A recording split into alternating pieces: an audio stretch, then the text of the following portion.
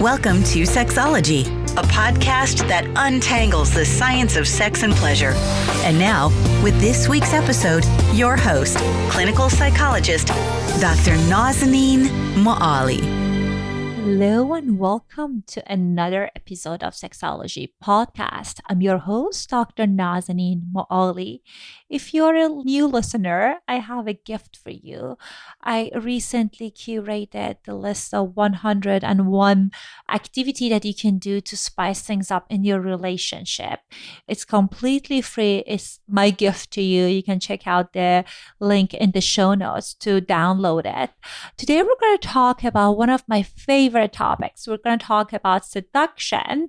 I know that we had a previous episode on this topic, but we're going to focus on different angle this time.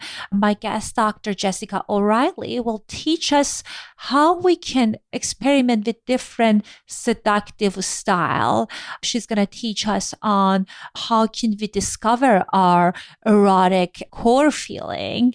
I feel like we talked about tons of good specific tips and tricks that you can incorporate so you can elevate your seduction game. And I know that right now it's in the midst of the COVID-19 pandemic, and I myself made some adjustment to my relationship. And I know if you are not living with your partner, it can be difficult perhaps to keep things hot. So Dr. O'Reilly teaches us some strategies you can incorporate today to keep the fire going until you can see your partner in person. Dr. Jessica O'Reilly is a best-selling author, television host, a top-rated international speaker.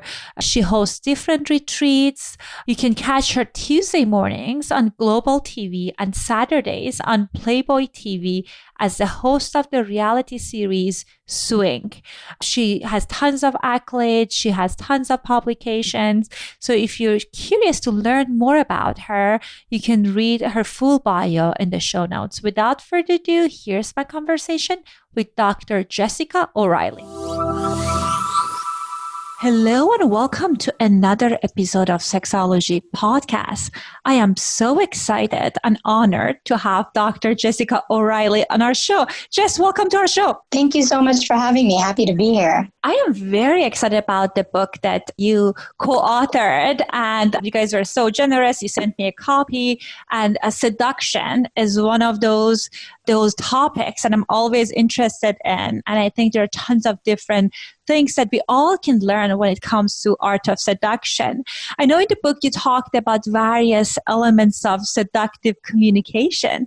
Can you tell us a little bit about that? Yeah, so my co-author Marla talks about the fact that the way we communicate and receive seduction oftentimes depends on our seduction learning style. And so you probably heard of, the learning styles, and that we all learn differently. And just as we develop personalities and styles when it comes to seduction and sex, we have a preference for learning styles in the sexual realm. So some of us are visual learners, some of us are auditory learners, others are kinesthetic, others are tactile. And of course, we all learn via multiple styles, and these categories can be fluid, but understanding your own seduction learning style and your partner's is one way to figure out how to best communicate your desire and your interests. So how can one assess that? Like how can we know which is our strength and what are some of the areas that we need to focus on when it comes to seduction?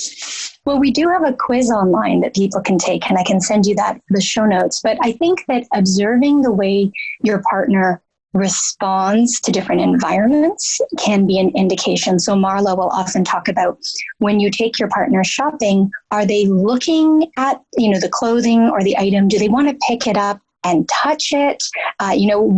Which sense do they tend to lean into most significantly? So when we think about, for instance, visual seduction, so people who are strong in the visual realm tend to like lots of eye contact, and they're likely to make more eye contact with you. They may need to clean up the room. I'm like this. I don't like if one little piece of fabric is sticking out of my sliding closet. I find it very distracting. When they tell stories, if they're a visual learner, they often tell those stories in very rich detail. They're daydreamers, and you want to cater to the fact that they love to hear all the little details, drawing out the details of your stories, your dreams, your fantasies. They may be people who are very into fashion and dress impeccably, and they tend to be attracted to the opposite of the room. So if a room is flowing in one direction and you move in the other, they'll notice you. If you show up a little bit late, if you make a grand entrance, that's probably someone who's a visual learner. Now, people who are more auditory, this isn't just about the tone of your voice and dirty talk. Yes, the tone of your voice can make a difference. And we have some research showing that the sound of your lover's voice can be a turn on and actually result in increased electrical activity in the skin.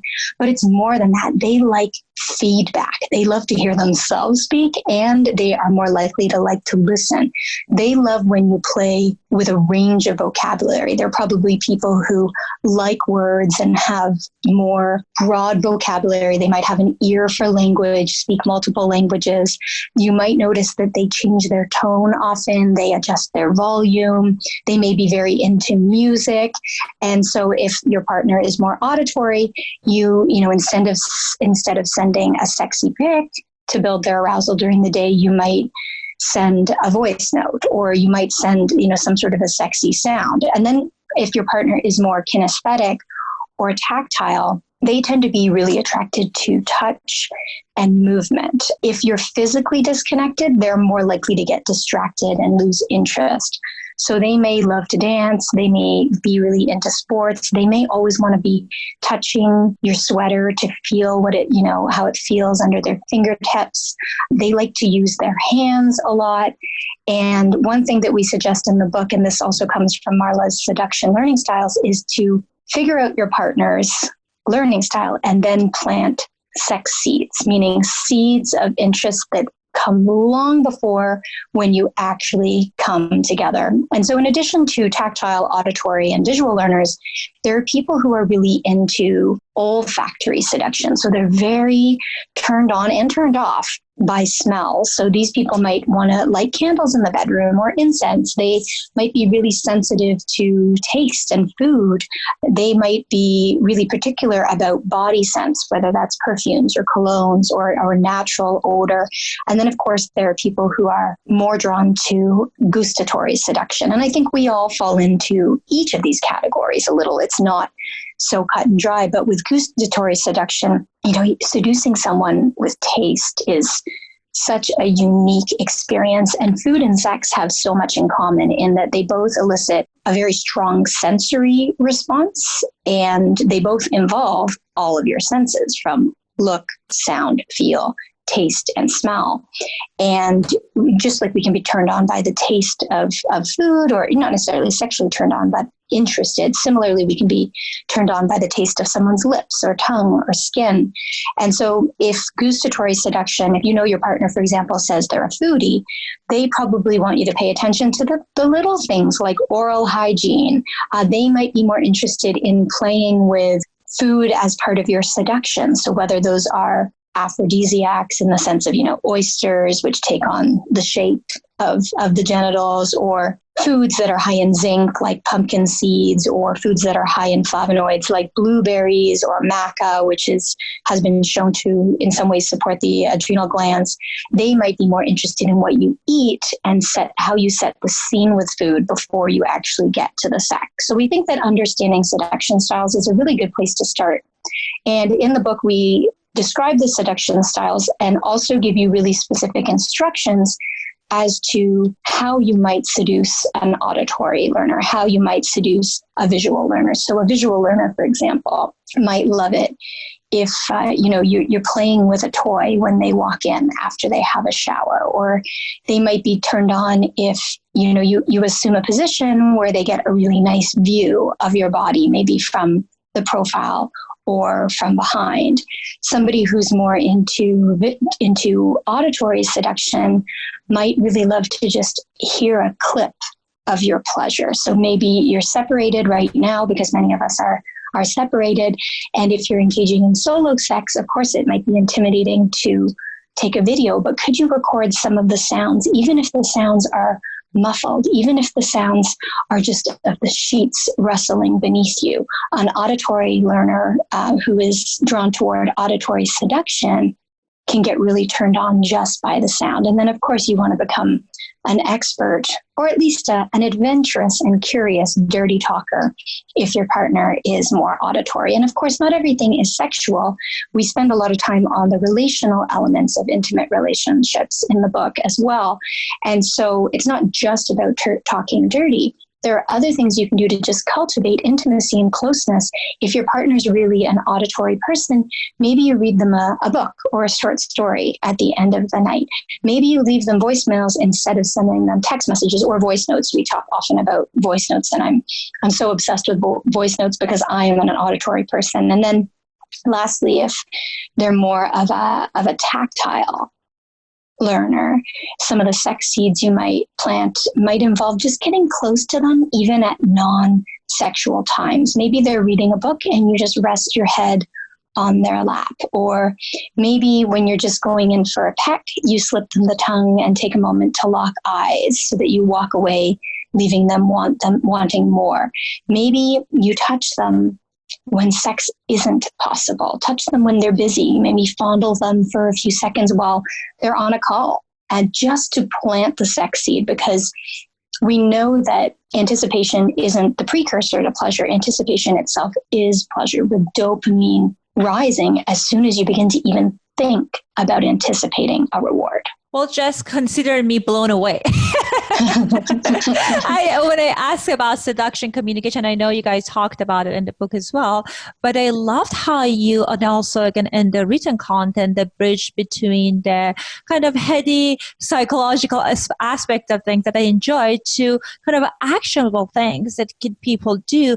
And me and you, we were talking before this that we're recording this in the midst of COVID-19 pandemic situation. And you mentioned that you've been at home for a few weeks, and we are at home. And what I hear from clients that I do video counseling with right now, they kind of feel like sex is off the table because whether I cannot be physically close to my partner, or I started dating someone, I just don't feel comfortable kind of like seeing them in midst of this. So I hear, based on these strategies that you're telling us, it's possible. It's not a kind of a linear thing that if you cannot be present with your partner kind of like in the same space, then the seduction stops. So for our listeners that they would like, for example, if dating someone and they want to kind of keep the passion and fire going until this time ends, or they can kind of explore virtual aspect of things and teledildonics, what are some of the recommendations you have about opening this door of sexting and sending visual content to their newly kind of dating partner?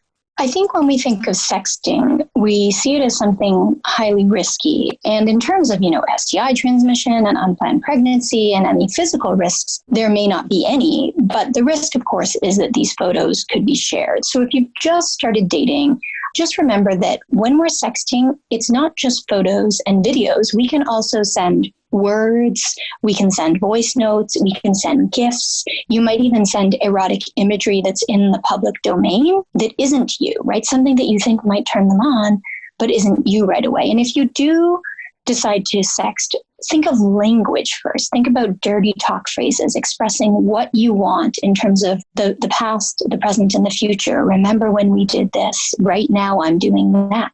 When we get together, this is what I'm going to do to you. And I think this can appeal to auditory and visual learners together, and of course, tactile. And if you are going to send pictures, you might want to limit your personal exposure by sharing images of your body from the neck down. By leaving your face out, you can still tempt and titillate, a new partner, while also minimizing your risk of exposure should the photos ever accidentally or purposefully get leaked. Now, if you have a long-term lover and you're separated and you trust one another, you might include your face and you can use a selfie stick to get the better angles. You can play with different lighting. One thing I suggest to couples who are separated, whether it's temporarily or just, you're at work, is can you choose a different platform through which to flirt and be sexy than you use to talk about getting milk and picking up the kids? So maybe you use your text messages for the daily logistics, and maybe you switch to WhatsApp for the sexy stuff, or maybe you use your text messages and WhatsApp for the daily stuff, and you download an app, like there's one called In the Mood. In the Mood, set a date with your mate, and it allows you to communicate in sexy ways and flirt with different stickers and images and basically schedule sex, because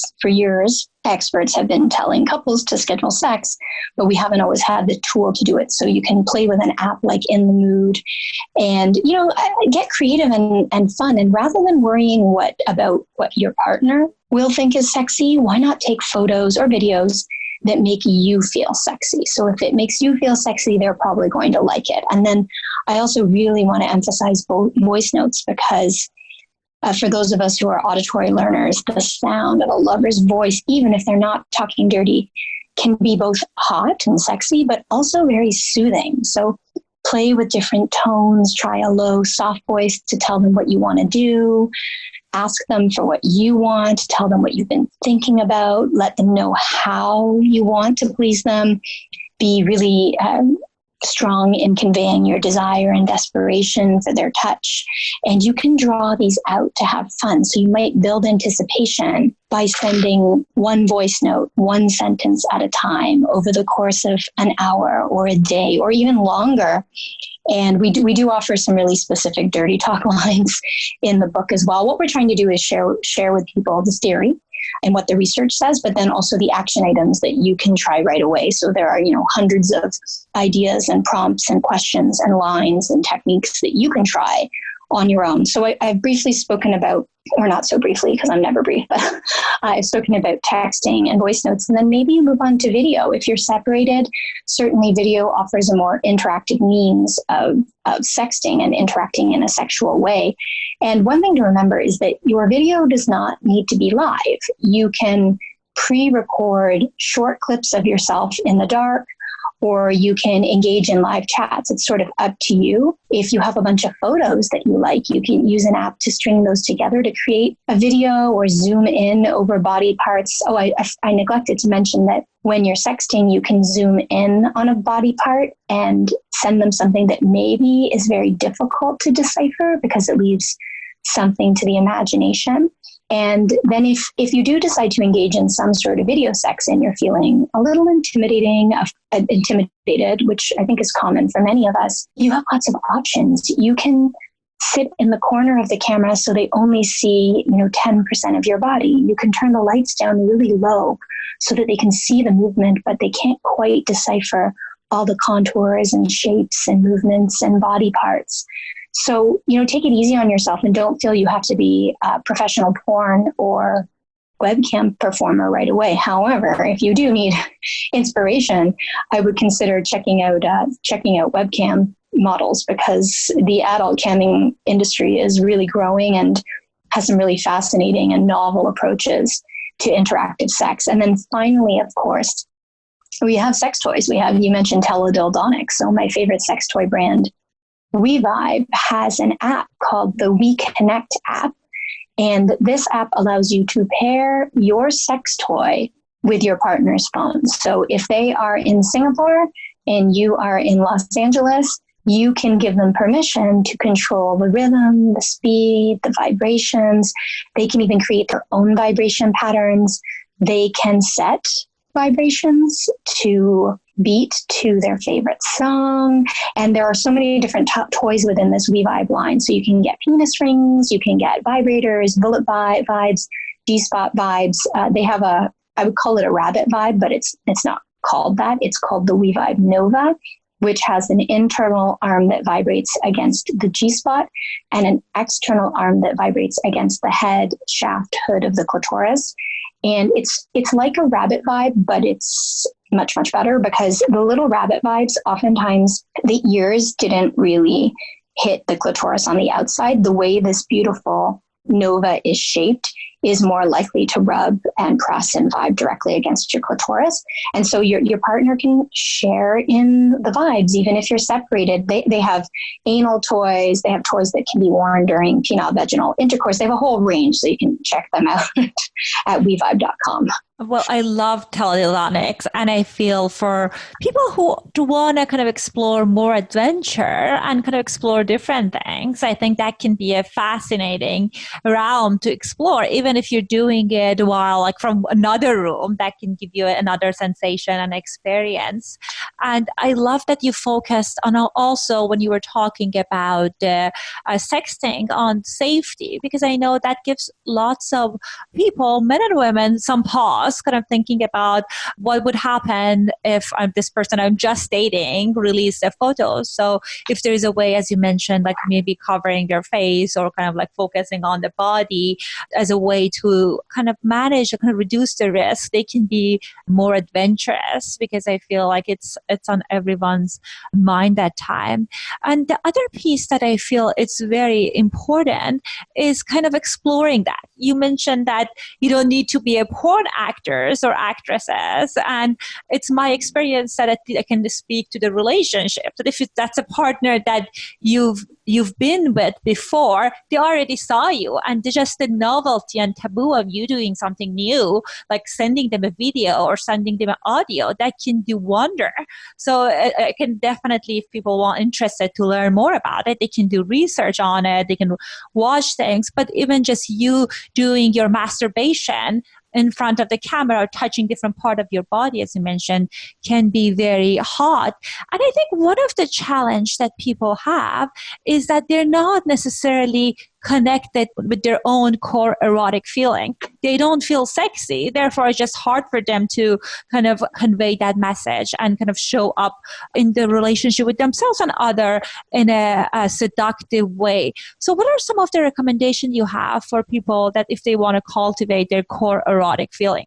Yeah, I think this is one of the most important conversations people can have with themselves and their partners about sex, and that is your core erotic feeling. And your core erotic feeling is the feeling that you require in order to get in the mood for sex. So do you need to feel sexy? Do you need to feel desired, loved, playful, nervous, relaxed, de-stressed, vulnerable, excited, happy, empowered? What is the feeling that is indispensable to getting in the mood for sex? Now, this doesn't mean that every time you feel this feeling that you're going to get in the mood for sex. But what it means is that if this feeling is not present, sex is off the table. And so once you understand your core erotic feeling, you can make lifestyle and behavioral and attitudinal adjustments to feel more of that feeling. Now, we don't have a quiz for your core erotic feeling because it is a bit more nuanced. And I think that it's important that people spend some time, on self-reflection. So you might ask yourself, first of all, what puts you in the mood for sex? How do you want to feel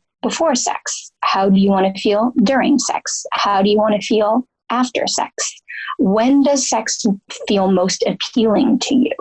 Do you find that you're most in the mood for sex when you're relaxed, or when you feel loved, or when you feel joyful, or when you feel powerful, or when you feel sexy? And so you've got to figure out which is the feeling. I mean, there can be multiple feelings. I don't want to be, hard-lined and say you can only have one. But which is the core feeling that you really need to experience? And then you need to think about what you can do to experience more of that feeling. So as an example, I might say, I need to feel really sexy. You know what? To have sex, I need to feel beautiful and sexy. And so many people will say to my partner, tell her she's beautiful, compliment her, be really specific. I love your left eyeball. But the reality is that my partner can't make me feel sexy. They can be a part of that process, but I need to make myself feel sexy as well. So what do I do during the day that makes me feel sexy? Well, I might feel most sexy when I perform random acts of kindness, or I might feel most sexy when I get really dressed up in high heels, or I might feel most sexy after I've been to the gym, or I might feel sexy when, I'm getting a lot done, or when I spend time doing absolutely nothing. And everybody's version of feeling sexy or path to feeling sexy is different. So I need to figure out what is it I need to do to feel more of this feeling. And then I need to teach my partner how they can also help me to feel more of it. So it's not necessarily their job, but they can support me. And we go over a list of items to cultivate your core erotic feeling. So let's say my core erotic feeling is sexy. Well, what daily activities make me feel that way? What activities detract from it? How do fundamental activities affect this feeling? Like if I sleep well, what I eat, what adjustments can I make? When do I feel most sexy? So maybe I need to tap more into that experience. Who are the people that I feel sexiest around? What are the messages I received, that make me feel sexy? And what messages do I need to focus on? Which ones do I need to let go of? And so we really need to change our lives and our lifestyles in order to have better sex lives. It's not as simple as, oh, if you do this technique, if you buy this toy, if you do this quiz. We do need to make attitudinal and lifestyle adjustments, and they don't need to be overhauls. They can be small things that support our core erotic feeling. And then once we understand our core erotic feeling, we might find that we kind of always feel that way, right? Like I say, for example, like if my core erotic feeling was that I need to feel loved, the truth is I kind of always feel loved in my relationship. I'm very lucky and I like myself and I love myself. But maybe that doesn't turn me on. And then we start thinking about what we call elevated erotic feelings. And your elevated erotic feelings are the feelings that take sex to the next level.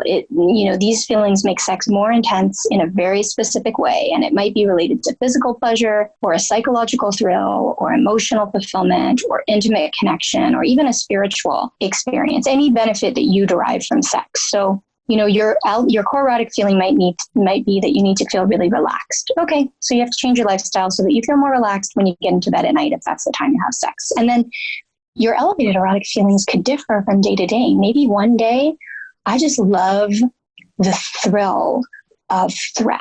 I love threat and risk. And so in a loving, respectful relationship, we can explore some of that thrill and risk. And I don't even need to be in a relationship to explore my elevated erotic feelings. Obviously, I can do that while I masturbate. I might fantasize about something really subversive, something really dangerous. Maybe it's unprotected sex with, 10 different strangers in a forest. And I can let my mind wander there because the things I fantasize about don't necessarily need to be reflected in reality. Not that you can't have sex with 10 strangers in a forest, but I don't suggest unprotected sex with partners that you don't know and that you haven't been tested with. But anyhow, when we think about sex, we tend to think about physical experiences. And what we're trying to get people to do is look at the multi-dimensions of sex, the physical, psychological, the emotional, the intimate, and for some people, the spiritual. And that's not an exhaustive list. And so when we think about feelings, we can identify themes within our own fantasies. Well, Jess, I love that you focused on the feeling is something that people have kind of agency and control over it. Because sometimes in my office, my clients coming in and saying that my partner doesn't make me feel this way. And I always say, no one can make you feel a certain way. As you mentioned, you can guide them and give them feedback on what to say, how to react. But we are in charge of our feeling. And I feel like I hear at times kind of a resignation from some of my clients that, my partner does not do this, therefore I cannot feel that way and I'm not feeling sexy. I feel tense, I feel unattractive. But I like that you mentioned that it's important for people to make lifestyle changes that makes them feel sexy. And I think it's really, really important to focus on feeling sexy versus wanting to look sexy. There's nothing wrong with being looking sexy, but sometimes because of the focus on media, on appearance, people like especially my female clients, they don't know what sexy feels like. They know what it looks like and they get obsessed that unless I'm gonna achieve this specific body that's not even feasible given my height and my shape and my race, then I will not be sexy. So it's important to assess and kind of evaluate, okay, what are small steps that you can take to cultivate that feeling? And the other piece is like getting good at giving feedback to your partner about what helps you feel a certain way. And you can kind of like also adding the level of kind of that elevated erotic component, which is very fascinating. You talked about scheduling sex, and that's one of the ongoing conversation I have, especially with my long-term couples, the ones that are busy. And if people want to have spontaneous sex and they feel scheduled sex is boring, it says something is wrong with the relationship. What's some of your thoughts about that? Well, I would say first and foremost that sex is always scheduled. Even in the beginning, when you think it's spontaneous, it's not spontaneous.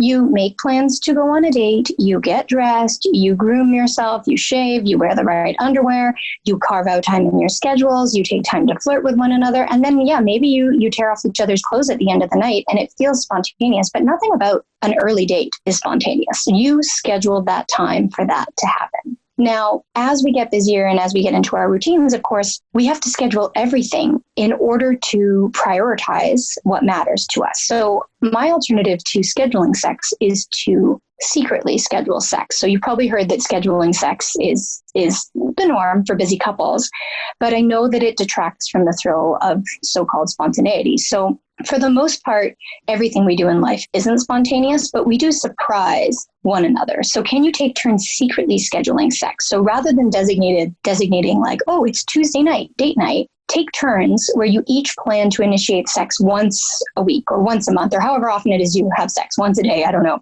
And so you decide in advance what you're going to do to initiate sex, and you make a mental or calendar note so that you follow through. And then sex isn't always predictable, at least for one partner, because you're taking turns. And it also encourages you to share in the task of initiating sex. And I think this is really important because we don't want the onus to fall on one person alone. That's great. And I love that about talking about the taking turn. And when I sometimes have this recommendation for couples, especially if there is a desire discrepancy, I recommend them to start with a partner who usually don't initiate. So they can kind of like start the initiating so they can change the cycle. Because sometimes when we are in those relationships that are kind of our rhythm are different, the rhythm is different, it's hard to kind of like sometimes the higher desire partner feel rejected. So I think it's important to kind of be mindful of that. So you talked about scheduling sex. We talked about exchanging seductive notes and sexting. Do you have any other tips for busy couples that they want to kind of rekindle or increase or elevate their sex life? I mean, first and foremost, if you wait until you're in the mood to have sex and wait until time spontaneously appears, it won't happen. So we do need to consider having sex when we're not in the mood. And I'm not suggesting that anybody do anything they don't want to do. But if you find that you're not in the mood and you wish you were in the mood, sometimes you have to do something physically to get in the mood before your mind follows. So I might not be in the mood tonight. My partner might come on to me and I might just say, no, I'm tired. I'm going to sleep. And that's fine. But another night he might come on to me and I'm not in the mood. And I might say, you know what? I'm not in the mood, but let's do this for 5 minutes and see where it leads. Or I'm not in the mood, but go down on me and we'll see where I'm at in 2 minutes. Or I'm not in the mood, but let's read this book together that kind of gets me turned on. And so waiting until you're in the mood for sex may result in never having sex. So that's one thing to remember. So sometimes you have to get turned on first, and then you remember that sex feels good and you get in the mood. And then there are, lots of little things you can do, whether it's consuming erotic material, movies and books, or fantasizing, or using toys, or taking turns. Oftentimes I find that we wait until we're both in the mood, and that's even less likely. So if I'm in the mood and they're not, maybe he can loan me a hand, and another night I'll reciprocate. And it doesn't have to be 50-50. But I do think taking turns is a good idea. Certainly setting the scene, and as Marla says, planting those sex seeds throughout the week is of paramount importance, because you're not a light switch. You can't go from talking about your taxes or your kids' diapers to all of a sudden being like, oh yeah, here, you animal, let's do this. Really, we need to be weaving eroticism throughout the day. And then my last piece is really around mindful sex. And I do have a full online course on mindful sex that I think it's a life changer. I think that if people actually put in the effort with breathing exercises, visualization exercises, touch exercises, learning to receive pleasure, slowing down, and trying different types of touch beyond, what we see in porn, or beyond just techniques for the penis and vulva, I think it really can change the way we look at sex and help us to get in the mood, even when we're tired, even when we're busy, even when, your partner's attractive, but maybe not that exciting because you've been stuck with them in the house for a week or two. I love all of those recommendations, and also kind of like going back to what you said earlier with kind of core erotic feeling. It's like reminded me of one of my favorite concept that comes, I borrowed it from Esther Pearl, that she talks about cultivating your own secret garden. Because I feel unless you are feeding in that your erotic part of yourself, it would be hard to kind of be more energized to have sex. So I think the recommendation of kind of like not necessarily closing the door to having sex when you're not necessarily open to it. But like I tell my clients, if you're feeling neutral about it, perhaps if you want, you can give it a chance. So of course, if you are like 0 out of 10, then that would be no point for most of people. But if you are at 5, then maybe that would be a time that you can have this conversation of, honey, maybe you can get down on me. Honey, maybe you can give me a massage and we'll see how I feel. And you can talk to your partner about this. This is a new approach I'm adopting, so that they know that like this is like you're going slightly outside your comfort zone to kind of increase the kind of like the energy and sexual energy in the relationship. So I know you guys have the book, as we talked about and referenced it.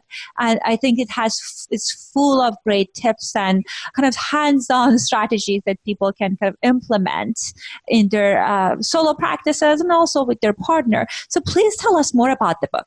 Sure. It's called The Ultimate Guide to Seduction and Foreplay, and it's going to be available on April 14th in all the small local booksellers, which we encourage you to visit, as well as, of course, on the big guys on Amazon and the bigger book chains as well. So yeah, it's the authors are me, Jessica O Reilly, and my co-author, who I hope you can speak to at a future time because she's brilliant, Marla Renee Stewart, and it's The Ultimate Guide to Seduction and Foreplay. And as I mentioned, I read it. I enjoyed it. Thank you for sharing a copy with me. And yeah, I think it would be helpful for many people. Thank you so much for coming on this show. I'm sure our listeners really appreciate it because of how open and how helpful the strategies and tips that you mentioned was for, at least for me, and I'm sure it was for many of our listeners. Thank you so much, and hope we'll have you in the show near future. Thank you. Have a great one. I hope you found our conversation helpful with teaching you additional tools to improve your seduction game. I love the recommendation of recording sexy memo or sounds. And as I shared with you guys that my husband and I were doing social distancing at home because he's a physician and he gets exposed during this time to COVID-19 clients. So it would be interesting how would he respond to a few of the tips that I learned today. I'll keep you guys posted on that. Let me know what you think. Definitely check out Dr. Jess's book and let me know what you think.